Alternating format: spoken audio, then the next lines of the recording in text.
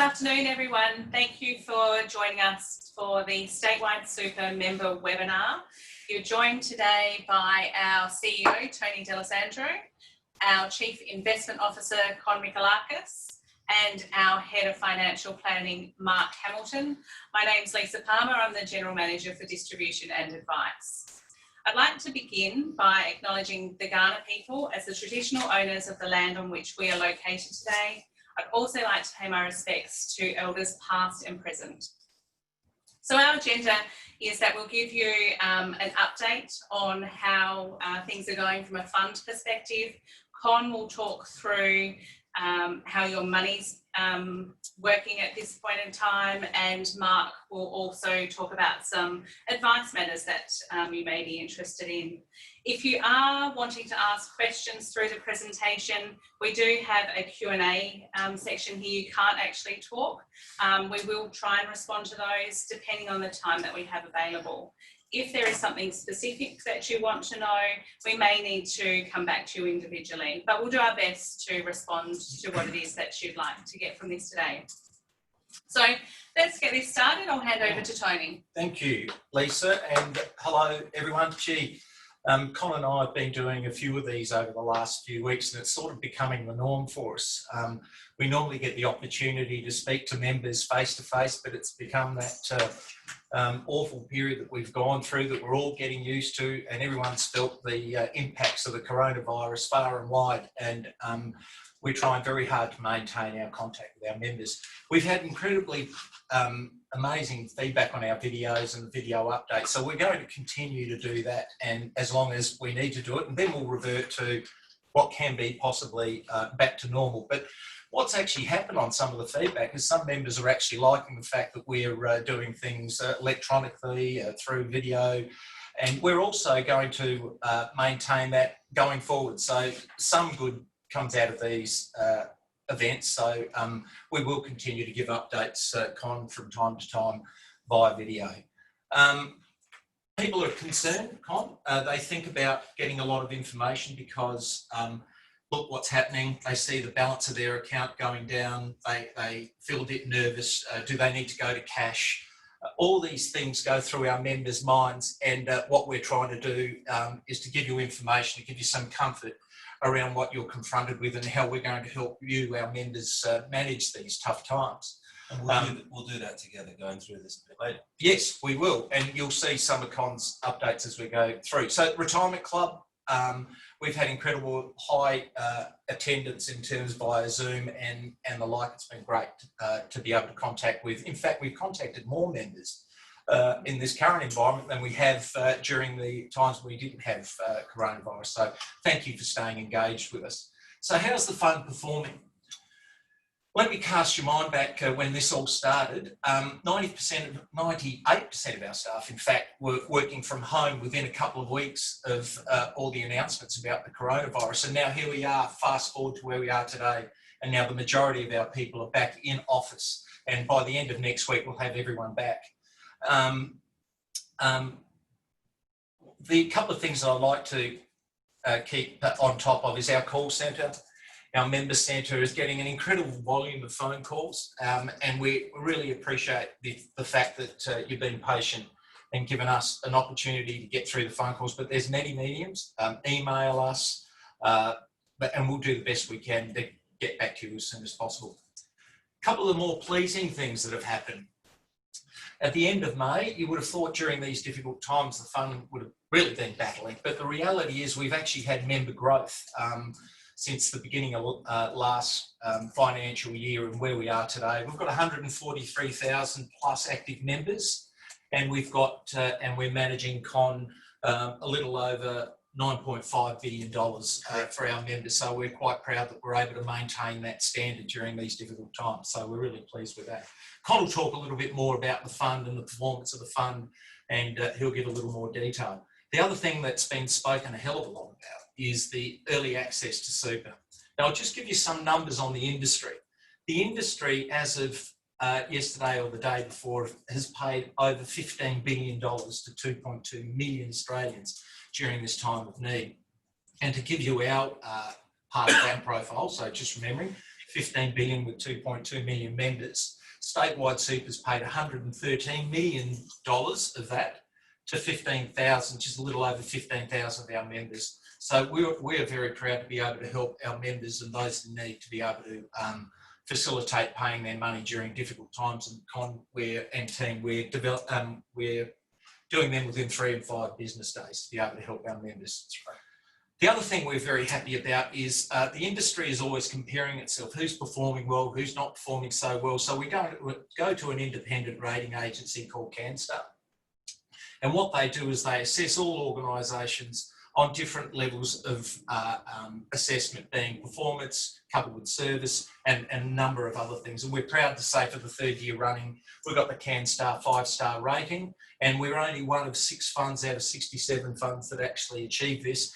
And if you were to look onto the CanStar website, and I encourage you to do it, the other funds that received this award were actually the bigger funds. The majority of them were bigger funds. I won't name them. I don't want to give them any kudos.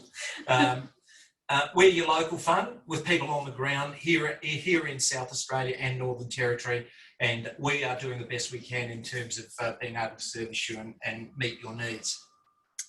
Here's a couple of things that are going to start happening that have been closed. We've got our super hub down here at Victoria Square under our building or branch, as I'm wondering what's a super hub, but anyhow. We've started meetings there, face-to-face meetings, but by appointment only while we continue to work through the coronavirus restrictions. And we've also got our financial planning team who are open for face-to-face appointments, face-to-face but via appointment. And what we'd like to see is as many members as possible to use that facility. It is your super fund. You have got these facilities at your fingertips, so please use them. And as we cope with the coronavirus restrictions, as they release, we'll start letting you know and letting you know how often and when you can come in. But what we're also doing is increasing the hygiene measures to protect you, our members, as well as our staff. So don't have that fear, but if you do, we're still available on the phone and we're happy to help you. So now I'll hand over to Con, who's going to give you a bit more of a deep dive into the performance of the fund and all those things that our members are anxious about. So I'll hand over to Con to talk it through. Thanks, Tony, and I think you'll be driving it with I will be. So good work. So what I thought I'd start to do is talk about a little bit about the performance, and we'll spend a couple of slides going through the performance, various performance. And then we will talk about how the economy is doing, the benefits of having a diversified portfolio, and how we're seeing the markets. This is a very busy slide, but it just shows the overall performance for what I call the multi-sector options. This is from high growth right down to conservative. But Tony will just highlight the My Super option, where the bulk of the assets are, and that's a default fund. This is ending April. The industry survey numbers just came out today as we speak for May. And we've got some updates for the fund performance to June. But Tony's going to highlight the financial year-to-date return of minus 3.89. And actually, as of today, that number is nearly flat or just minus, just negative. And it just goes to show how much that has recovered. At one stage, it was down 10% financial year-to-date. And it just goes to show that what's happening in the recovery in the markets. We'll talk a bit about that. And you can see that over the longer term, we target 3 and 5 year to be a top performing fund. The numbers 1, 2, 3, 4 are basically 1 being top quartile, 2 being median, 3 being third quartile, 4th being bottom quartile. You can see the My Super option over 5 years is 4 out of 47 funds. As I said, the May results just came out today. I think we're 5th out of 48 funds. Or something like that. And our target is to be amongst the top handful funds in the country. We will have 7-year numbers ending June. And as we are traveling today, I think we're in the top 3 funds in that survey. So that's the bulk of it. We might go ahead a couple of slides. That's the asset class options. And you can see, I mean, it's a little bit patchy, but you can see Australian shares solidly top quartile. I caution on the international shares. The survey has what they call hedged and unhedged. In other words, currency plays a bit. We have a little bit of hedging in that, and you can see in the 1 month return where it's performed phenomenally at 8% compared to the median, I'll say 3, and May is the same, and June again is the same. So just That one's a little bit weird as a survey, but you can see that over the longer term we want to be first or second quartile. Okay, Tony, if you can go over. We add up all the options, and this is really important. No matter what you pick at Statewide, we want to make sure that net and fee and taxes, you are in a fund that's performing well. And what this does is we target over really 7 or 10 years, we'd love to have at least 2/3 of our options outperforming our peers. But you can see over 3, 5, 7, and even 10 years now, and we'll have more assets as we roll, as the funds merged 7 years ago, local super, so there's a shorter track record. But you can see we'll have the 7-year track record in June. Over 90% of our funds under management of our options are outperforming the peers. So whatever you pick, at least 90% is actually outperforming. Very key that we want to be an outperforming fund and do well for you. Last one on performance, and then we can talk about the markets. Again, we run My Super over the long term. What does that mean? It means someone who joins from the age of, say, 20 to mid to late 50s, we want this fund over 5, 7 years, 10 years to have good performance. The blue line, as Tony's showing there, and you can see it has some bumps. And the last bump was a big one, and it's come back a bit. That's our My Super option. And the dotted line underneath is the median manager in those surveys, the median other default funds in the country. And our goal is to make sure we get that gap wider and wider. And as I said earlier, we're probably in the top 3 since My Super was formed back in 1st of July 2013. And that was an industry-wide thing when we started the My Super reforms. Thanks, Tony. I get this question asked a lot, funnily enough, from our staff, from our clients, and that is, how volatile is this period and what does it mean?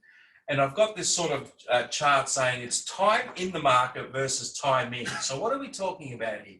We've taken the My Super option from the 1st of July until mid-May. Now, we're obviously now towards the end of June, but the numbers would be roughly the same. And you can see that over that time, if you've been fully invested, you've returned roughly 8%. Now, if you've just missed 10 days, just 10 days of the best returns over that time period, your performance has fallen to roughly 6.5. The next 20, it's back to 5. In fact, you're getting to nearly half the return for just between 30 and 40 days, missing that. That's not a lot of days to miss. So, Con, what people say, I'm going to go to cash. Is this a good way of illustrating it? Exactly. And so what Tony's highlighted there is that I know that on your journey, when you invest for super, remember, super is you investing for retirement, you're working, you invest in a pool of assets, you grow that pot, and then when you retire, you draw it down via capital and income. I know markets get volatile, but just moving into cash, as Tony just said, and missing a couple of good days means you're missing out on returns. I want to use the longest history we have, and that's the next one. That's just the Australian stock market. Now that has we've used almost a 19-year track record there, 2001 to 2020. And you can see over that time period, the Australian stock market's return over 7%. If you just missed 10 days over that 19-year period, your return's nearly halved. And this is the key, what Tony just said. If you say, I'm just going to put it in cash and park it and wait for the markets to get better, that's not how to invest. Now, if there is savings, there is investing. Here we're talking about investing, making sure your capital can grow. I want to sort of further enhance that proof with the one below. So the chart below is the My Super daily returns. The blue lines are obviously the days it's been positive. The red lines, the day it's been negative. And as Tony will start from the beginning, you don't have to go to the end yet, Tony, I know. I know you like the storyline. So as you go to the beginning, you can see that you have a fairly equal distribution of blues and reds, I'd say. So in other words, in any day, the market, your My Super option is going to be up or down. But you know, if you're stuck over the long term, you've got 8% per annum. And then we hit the coronavirus. And you can see that was some pretty ugly down days. And we saw most of the movement out of that option in that period. Yet if that happened, if we roll it a bit forward, you've had the big up days that have come back. And this is the thing with investing. It really has what we call the intestinal fortitude to ride out those. Now, for those who are younger, that's a much easier discussion. For those that are older, as approaching their late 50s or coming up to retire, that's a separate discussion. And Mark will talk a bit about being diversified, making sure you're not too exposed. Thanks, Tony. So just quickly comments on performance, and then we're going to talk a bit about diversification. We purposely run very diversified options, and so we don't want you to be exposed. And that means that in periods when markets are falling, we don't fall as much, but when markets are rising, we may underperform. And that against, pure share options, and that's fine. Our focus is always returns, and that is for MySuper to be amongst the top quartile of funds. So for those of you who have a default option, you know that you're getting one of the best in class options in Australia, and we're competitive net of fees and taxes. And then for those of you who use the single sector options, cash, equities, international shares, and diversify or fixed income, what we call bonds, we might call alpha, and that is that we will get returns over the longer term that will beat, say, an index tracker where you pay a very little fee. So that's our goal. Next slide. Tony talked a lot about early access to super, and we've had a few members ask questions like, what does it mean? How has early access affected Statewide? And we're going to go to the MySuper option. This is a very busy table, so I just want, just bear with us. So if we go to MySuper, you can see the various, what we call percentages across the asset classes. First of all, it's diversified, 8% in cash, bonds, defensive alternatives, about 50% in equities. We have some property, infrastructure, what we call credit and venture capital portfolios, and then we break out the portfolio, what's liquid and illiquid. And as you go further down there, you can see that's relative to our target. And the key here is, as you can see, the MySuper option is slightly overweight cash and roughly within plus or minus 2% for the rest of the options. Key things here. A, we have cash, which gives us the ability to easily pay anyone who needs early access to super across all the options. B, the cash allows us to diversify and buy into falling markets or take advantage of opportunities. So you've probably read a lot in the media. Some of the super funds have had too much illiquid options, don't have a lot of cash in the default option, can't pay out. That's not the case. Then, as Tony said earlier, we paid over, 120 million, did you say, of which 90% of that's come out of the MySuper option, and it's been processed in 2 or 3 days. And we have cash left over to invest in opportunities that we are seeing in this market, and we'll talk about what those opportunities are soon. That seems small, Con, but as a percentage of the total, it's quite a lot of money. Yeah, and the MySuper option, Tony, is about 60% of our funds. So it's about 6 billion in that. So you can see we've got, a lot of cash and a lot of opportunities to invest. We get a lot of questions from our members. How do you see the economy and how you're seeing markets? So I like this. This has come from the Brookings Institute because, it's the alphabet recovery that everyone talks about. Is it V? Is it U? Is it the Nike, the Swoosh, the Z, the W, and the terrible L? Maybe never see that. We think it's a U. We think it's somewhere between a U and a swoosh. Now, why do I mean that? The economy went offline because of a health crisis. It's quickly affected markets, but longer term it affects the economy. What are we saying? Well, we look around us. There are no crowds going to a football. There's no travel. There's no tourism. Higher education's getting hit. I mean, things aren't back to normal, and they're going to take time. And we know that because we're doing a Zoom conference today. If it was normal, we'd be speaking to you. So the good news is the economy is recovering a lot quicker than we thought. We've flattened the curve, but the economy will take time to recover. So we do believe in what we call a U-shaped recovery. The markets, however, are pricing in like a W shape. And you can see they bounce back aggressively from their lows. But we think markets are like, and I use an example, they're like a needy teenager. They're sort of up and down. And I think this is the markets are in that sort of manic phase, and their personalities are a bit bubbly. So markets go up and down, and we just got to be careful because they're under and overreacting to this uncertainty. And what we're seeing at the moment is we thought we'd be locked down to September, particularly South Australia, but even Australia has done a much better job and things are coming back quicker. Plus we've had policies, interest rates have gone to zero. There's been a big fiscal stimulus that have added into this, but we think it's overdone itself in terms of the stock market. So, Con, people talk about the international stuff. What's happening in America? How does that affect us? So America has also bounced back. I mean, the employment markets, but I think if you were to say Italy, America, Great Britain have done what looks like not a great job in controlling the outbreak of the virus and the number of deaths. The Americans have decided to go early, but the second and third order issues that worry me is there another outbreak because America's opened up quicker? And then there's a lot of trade war. There's a lot of tension between the US and China and Australia, and China and the rest of the world. Now, Australia's a small open economy, and South Australia is really good at exporting the best of the stuff we do well.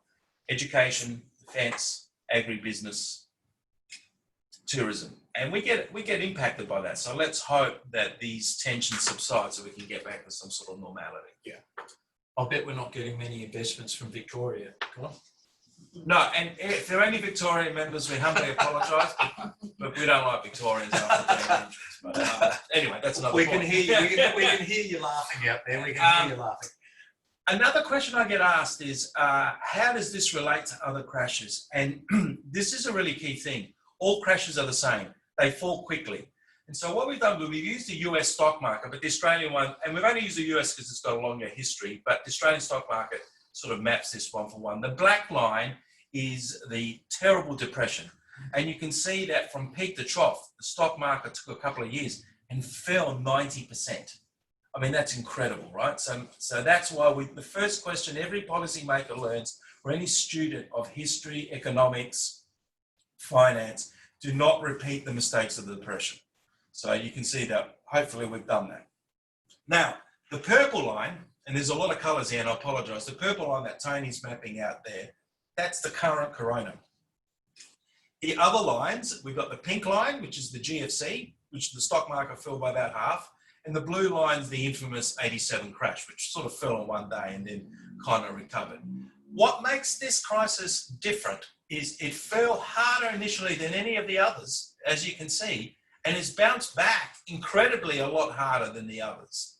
Now, there's a couple of things not to believe. The crash was very quick and scary, but the comeback is equally surprising. And this is our W. This is what I said in the earlier chart. We think the economy is a U, and this may be a W. Now, it's famous last words, so we never try and time markets. We try to stay in, as I said, but we do believe the markets have gone a bit quicker. And be careful chasing this because you know, you can get hurt, and hurt meaning losing money. So looks like to us that it's gone back a bit quicker. Now we know why, because interest rates have gone to zero around the world and there's been a stimulus, but we do think that's the markets is not really reflecting the underlying real economy. Thanks, Tony. Now, a key thing that we're passionate about at Statewide, and this is across whether it's financial planning, our telephone staff, our staff, the investment team, the board, diversification. And this chart actually originated from one of Tony's ideas when he came. He said, people are going home at night, watching the news and seeing the stock market crash and reacting. He's dead right. The black line is the Australian stock market, how it's tracked over the financial year. But actually, the stock market is not a proxy for how the options have done. Granted, the options have lost money, but we'll take the purple one, which is our My Super option. And that's the default, which is a growth option. And you can see that, yes, it fell, but it didn't fall as much as the stock market. And then for those members who are much more conservative or entering retirement or in retirement, we've got the red one, which is the conservative one. And then the orange one, which is favoured by the planning community, which is a bucketing approach. And here what I've done is taken a third cash, a third conservative, a third My Super. So you get a little bit of growth, you can draw down in your cash and you've got something in the middle. And you can see that the impact was nowhere near as bad over the financial year. Sure, it doesn't recover as quickly, but this is the secret of diversification. Having cash, bonds, Aussie shares, global shares, infrastructure, property, credit, venture capital. Having a broad portfolio means you're not impacted one for one as a stock market. And we love this, and this is what matters. The next slide shows that even more so. Just in the corona period, you can see the benefits of diversification there, and it's something we'll always talk to you about, and that's why we think it's important. Okay, so what's our current thinking? Where are we after all of this? And I've spoken a bit. So you won't be surprised. We are passionate believers in being a diversified and sticking to your overall retirement strategy. Please be careful chasing these returns. We showed you the chart showing the stock market going up, and trying not to time this. And as Tony said earlier, there's time in the market versus timing the market. Unfortunately, we do expect the markets to remain volatile, and you can see why when we show the different, how the markets bounce back, the fact the economy is still coming online, the fact that the markets aren't reflecting maybe a second outbreak, there's potential trade wars, just being careful and staying diversified is much better than trying to pick these markets. Having said that, we are finding some really interesting areas to invest. So one of them is credit opportunities. We are finding lots of companies that need access to capital. They either have a very bad balance sheet and a good business, and we like that. It means they need to restructure. We get to step in and help them restructure, and for that we get a very good return as long as it's a good business and has a viable business. And then the second bit was we like investing in shares that we, as I said, we prefer the credit opportunity over the share opportunity, but within shares, we like companies that are boring, profitable, and not racy. And I use Zoom as an example. Zoom is up 350% in this year, but it doesn't make a profit. So it's great to use, but you know, it'd be nice to invest in a company that makes a cash flow profit, and then as shareholders, you benefit. So that was me in a nutshell. Thank you, Lisa. I might ask a quick question, Con. We've got investments in South Australia, Flinders Port and the airport.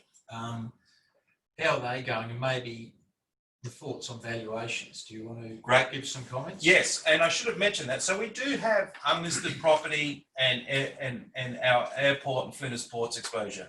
And our members would ask, what's happened? We have both Adelaide Airport during March, April, the valuation fell by 15%. We have independent valuers, and that was accounted for. Now, the airport's different to Sydney Airport. First of all, it has much more conservative capital structure. It doesn't have as much debt as these listed airports. And second, it relies more on regional and domestic travel, not international travel. And obviously, regional travel's come on board, and I'm hearing, as of today, domestic travel's coming on board, and we're having these bubbles opening up around the states, excluding Victoria. So so the airport will benefit from that. Our property valuations get valued every month, and they've fallen roughly about 5%. But our property is also very boring core buildings that people use. You know, you would see them in Collins Street, in Martin Place, and typically they don't have a lot of debt on them. These are the type of buildings where big multinationals use it, and they need people to be working out of there. And so the valuations of our property and our infrastructure have reflected the markets. And if anything, I think as Adelaide Airport comes on stream and we see the travel going forward next year, hopefully we'll see some of that value coming back in terms of valuation. Yeah, indeed. Thanks, Tony. Yeah.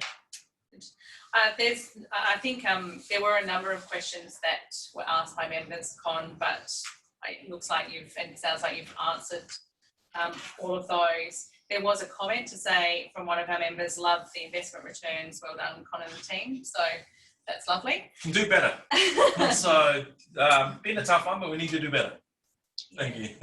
And I guess there was one here for you, Tony. There was a question around how much of a threat is APRA's encouragement for funds to merge? We certainly don't see it as a threat because we're a high-performing fund that other funds would like to merge with. And what I can say to the members is we do get approaches, but I'll give you the undertaking that they have to be a perfect fit for us to join forces with them. I would never call it a threat. It will always be in the best interest of members. It's an opportunity, if I could put it in that box. And we look at them, and for some, they're not the right fit for us. And I'll reinforce, we're grounded and our roots are in South Australia, and we've got quite a passion for South Australian Northern Territory and us being part of that community and part of the economy of the state and territory. So yes, we'll look, but no threat at all. Certainly not to the members. There is another question here. How exposed is Statewide to higher levels of unemployment on revenues from members? Want me to answer that one? Yeah, we've got a comment there. Yeah. Look, I think We haven't seen any significant change to contributions. Unemployment is going to be of concern for everyone, and naturally a super fund will get impacted. But as Con had demonstrated with the investment options, we do have a good level of diversification and cash there. It doesn't really. And we've got active members. We've grown our active members to 143,000. And importantly, we have a diversified membership base. I think the question is a good question, because it was like some of the industry funds that are hospitality or tourism based. Statewide, just to remind everyone, is a default fund in South Australia and Northern Territory for small, medium enterprise businesses, general businesses like diversified business, and local government. And that diversification of that membership base means we're more exposed to the overall economy as opposed to one particular sector. So I think we're okay with that. And we get steady cash flow from the local government and government sectors in Northern Territory, because we are the super fund for Northern Territory government as well. So we're in a pretty good spot. Forgot anti-government too. Thank you. Yeah. I guess there was just a follow-up question in relation to the APRA one, is that if the threat was more around whether APRA could force mergers upon funds. And I think you've responded in terms of our strength and... Yeah, good point. Good point of clarity. APRA, yes, they can force mergers. And I would say the best way to explain that is APRA puts out charts, and they call them tails, and then you got the rest of the fund. Those who are at the tail will be the focus of APRA in terms of possibly forcing them to merge. We're not in that spot. We're nowhere near that spot. When I say the tail, there's funds with less than $1 billion. There's probably 15, 20 funds less than $1 billion, and we're sitting at the $10 billion mark and a long, long way away from that, and a high-performing fund at that. But a good question. They can force a merger. They actually can. Excellent. We have another, but I'll wait until we ask Mark to share his thoughts. Mark is our Head of Financial Planning. You may not have met him yet. Mark has been with us for over a year now. So I will hand it over to Mark to share some thoughts around end of financial year planning, and also helping people to understand what retirement planning might look like at the moment. Thank you, Lisa. Good afternoon, all. End of financial year, obviously the biggest question we get in financial planning is, how much can I put into super? The first question we were asked the member is, how much can you afford? So having an understanding of your cash flow and how much money you can lock away into super, because obviously you can't get it until your preservation age, is the first question you have to ask yourself. And once you've worked that out, then you can start worrying about how much I can put into super. So I'm just going to touch today on the different types of contributions you can look at. Obviously, it's going to be tailored to you as an individual, what's the most appropriate. But we'll start off with the one that everyone has money going into, and that's the before tax. So this is where your employer will pay money into your super fund. It's called an SG. You can also salary sacrifice it, forego some of your salary from going into your bank account and paying that into your super. Currently, the government allows you to contribute $25,000 a year. They love people putting money into super to save for your retirement, but they don't want you to have too much benefit and lose out on tax. So they have put a cap there. Luckily, a couple of years ago, they brought in a rule that if you have under $500,000 in super, that includes retirement income streams as well as accumulation phase, you can actually use what's called a bring forward or carry forward amount of your unused cap. That only came in this year, so you've got 1 year. As it moves on, you'll be able to bring forward the 5. So there's an opportunity to add more money into super and claim some tax deductions. But obviously that's, you're going to have to track, and you can actually track that through your MyGov account. So you have a look at that and you'll be able to have an idea of how much money you've got sitting there. Second type of contribution is the personal contributions or after tax. So this is once it's hit your bank account. You've paid your tax on it, now you've got spare money, you're looking to put it into super. And I suppose the question is, why would you put it in super? It's for the tax concessions. It's a much better taxable environment. Once you're in pension phase, it's going to be tax-free. So therefore, that's the reason why people put money into it. Currently, the cap on this one is $100,000 per year. You are allowed to bring forward 3 years, but there's rules around that, i.e. under 65. So you have to be careful what you're doing in that one. Plus, if you've got over 1.4 million, they limit how much you can put in. And once you reach 1.6 million, you can't add any more in. So there are limits, so you've got to be careful what those caps are. Another option for after tax is spouse contributions. Quite often in a family, you've got one member of the family has a higher super balance than the other one. So you can add money into your spouse's account as long as they have under $1.6 million, and you'll be able to claim a tax deduction of up to $540 for that one. Once again, it's tailored depending on what circumstances suit yourself. The one type of strategy I really love, and I think people miss out on, is the co-contribution for low to middle income earners. So if you're earning under $37,000, the government will give you $500 if you contribute $1,000. It's free money. As I said to Con earlier, it's a better return than he can get. So if you got $1,000 with a low to middle income, there's no reason why you wouldn't put in there and get up to a 50% return on that $1,000. So it's a very good strategy, but it's obviously set on how much income that person is earning. So you just got to be careful with that one. Other things people might want to consider this year, obviously a lot of people working from home with the COVID situation, is how much can you claim on business expenses from setting up your home office? Now, I recommend you check the ATO for some guidance on that one, but that's an important one to look at what you can claim. The other one is if you've retained a reasonable taxable income, can you bring forward some of your deductible expenses this year to lower your tax? So that's important to look at, but speak to your accountant about that one as well. Obviously, for those people who are struggling with income because their job, lost their job or being stood down or whatever the situation, you have access to the COVID payment of $10,000 before 30 June, plus another potential $10,000 in the new year. One thing I will just raise, the tax office has just released some guidance today. If you're looking to take that money out and then recontribute that and claim a tax deduction, the tax office will be watching. In fact, I think the words they used were they may treat it as anti-avoidance rule for income tax. So just be very careful with that strategy.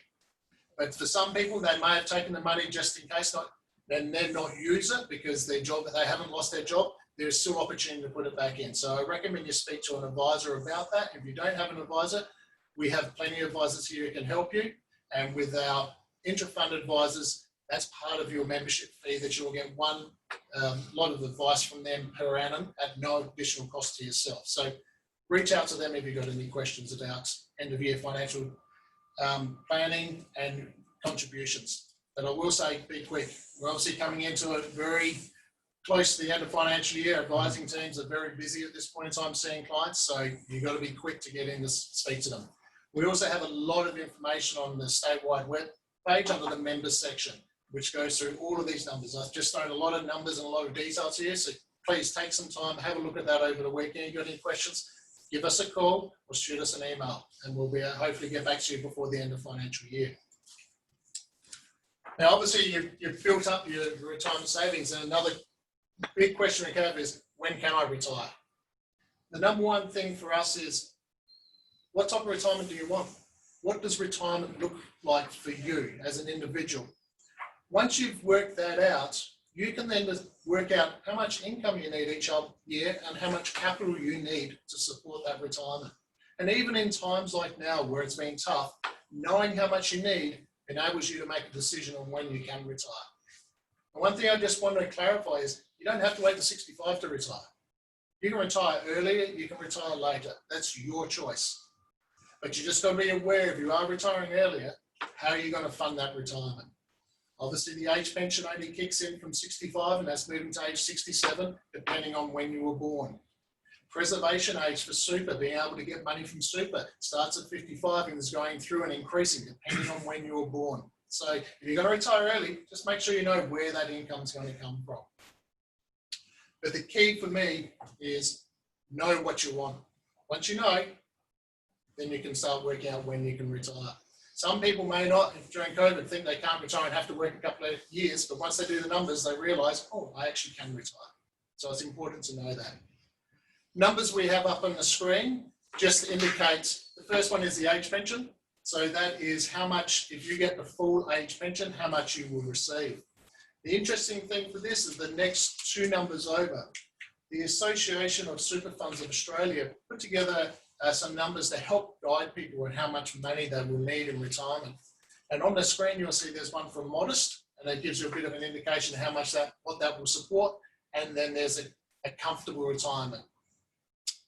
The interesting thing is that you can see the age pension is less than a modest retirement. So if you're looking to retire just on an age pension, you may want to consider what that lifestyle looks like. But I do say these are only guidance numbers. This is the same for, they take these numbers from people who live in Double Bay in Sydney, to Collaroy, down to Elizabeth, to Port Noarlunga in South Australia. You've just got to take this as a guidance, so your numbers will be different. But it gives you a bit of an indication of what you have. Asset allocation. I talked about diversification before. Building up to retirement, you're in accumulation phase, you're putting money into super. So you can always take a little bit more risk as long as you're comfortable with it. Once people go into retirement, quite often we see them saying, should I go into cash? Should I just sit there conservative? I'm taking money. We've got to be careful with that. If we look at the cash rate, 0.25 at the moment. Very low, lower than inflation. Yeah. Call inflation 1.5 to. Yeah, so if you're sitting in cash, the cost of goods is increasing faster than you're actually getting a return. So you don't want to, in most cases, you don't want to sit in cash. You want to have a diversified portfolio. Con mentioned it before, there's strategies like bucketing strategies, which will enable you to ride out COVID type decreases to help you to survive and get that income coming in. But once again, it's a very personal thing.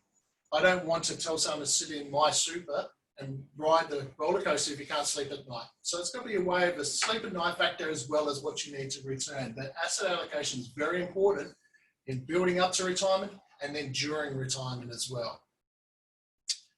For those who are actually in retirement now, there's obviously another opportunity to add into super, which is downsizer. So if you're 65 or over and you're looking to sell your house, there's obviously a number of rules around what you can and can't do. But there's an opportunity to add $300,000 worth of the sale of that back into super.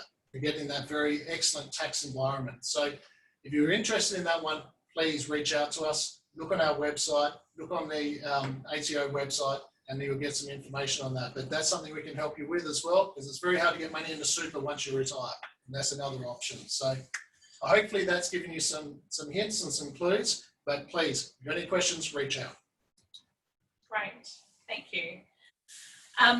There were, as our members may know, as part of the government's COVID response, they allowed pension members to take a reduction in their income from a super income stream or a pension. Any thoughts on that, Mark? Yeah, that's very good for self-funded retirees who aren't using all of their income. This gives you the flexibility to reduce how much you have to take out of super, and therefore the longevity of your fund can last as well. So it's an important thing to look at. That's, I think, statewide here, if you're sitting on the minimum pension amount, it will be halved down to the new government laws, and letters have been, or communications being sent out to you about that. If you had already selected an amount, it will stay at that one. But it's important for you to be aware of how much income's coming in and the ability to bring it down if you're not spending all your money. Another question from a member has been, do you think it's wiser to put more of my money into super, pay down my mortgage, or invest in the share market during the current environment? Well, once again, this is more personal to the individual. There's pros and cons of all. So superannuation, obviously, concessional tax environment, so an excellent place to put your money. But you can only get access to it once you reach your preservation age. If you're looking at your mortgage, that's a non-deductible debt, so you can't claim any tax on that one. And it's not very liquid. If you need some money, it's hard to sell a bedroom. But record low interest rates at the moment, it's hard. You haven't been able to borrow money for this cheap for a long time. So there's positives and negatives there. Share market, as Con said, once you go in the share market, it's quite a volatile ride. Lots of liquidity though, so you can get your money out in 2-3 days. So you've got plenty of time, easy to get your money out, but it's not very diversified. If the share market goes down, so is your value. So it comes back to diversification. And in this case, it comes down to your personal circumstances. What other assets do you have? What goals are you trying to achieve and what's best for you? So that's why it's best to work out what's best in your circumstance. Another question was what level of assistance, if any, is available for members who are close to retirement to help them recover from recent market losses and plan for their future?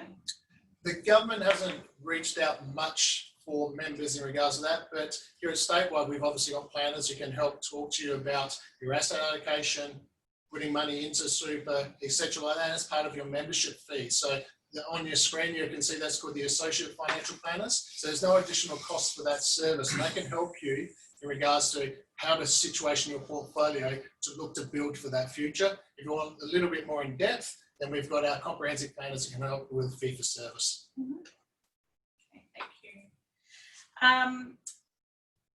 Another question has been that this is a little bit trickier to explain, but there's been a reduction in deeming rates when it comes to how Centrelink assess assets or investment assets. What does that mean for someone? Okay, so a deeming rate, what the government does, they don't know what type of return you're going to get on your investments. So they put what's called a deeming rate, and they apply that to your balance. And they say, from your investment of $500,000, we expect you to get this much income. They add up all that income to work out how much income they believe you're going to get for the whole year. They then apply that to whether you can access any government pension, being the age pension or any of the other types of pensions. So it's more to work out a calculation of whether you can access government pensions. It actually has nothing to do with the return that you'll be getting on your super fund, on your bank account, or any other investments. So it's purely for the government to be able to work out whether you can access, via the income test, money for through the government pensions. Excellent. That looks like that's all of our questions. As everyone here has indicated, we are available, whether it's over the phone. We've left our number on this slide here. We have recommenced face-to-face meetings with both our member services and our financial planners. So if there is anything that we've talked about that you would like to better understand in the context of your own situation, then please reach out. We're more than happy to assist. Before we wrap up, is there anything else? I'll say a couple more words. So thank you for, what do you say, dial in, look in, whatever it is, the term is. Webinaring. But what I'd like to leave you, and some of the thoughts I'd like to leave you with is, we are your superannuation fund as members. We are a non-for-profit. Con is your investment manager. We've got Mark, the head of financial planning, who has a team of people who are willing and ready to work for you. So please take the opportunity to connect with us, whether it's via our fantastic member services team. I know the phone calls that are going through the roof, but I'd like you to know that we value all our members and we want you to use us in terms of your superannuation fund. So thank you again. Please stay in touch in any way, shape or form, but we'll be back with a few more of these, because I've been told that members think these are okay, and maybe we should have a few more, but we look forward to you possibly giving us some topics to talk to, perhaps.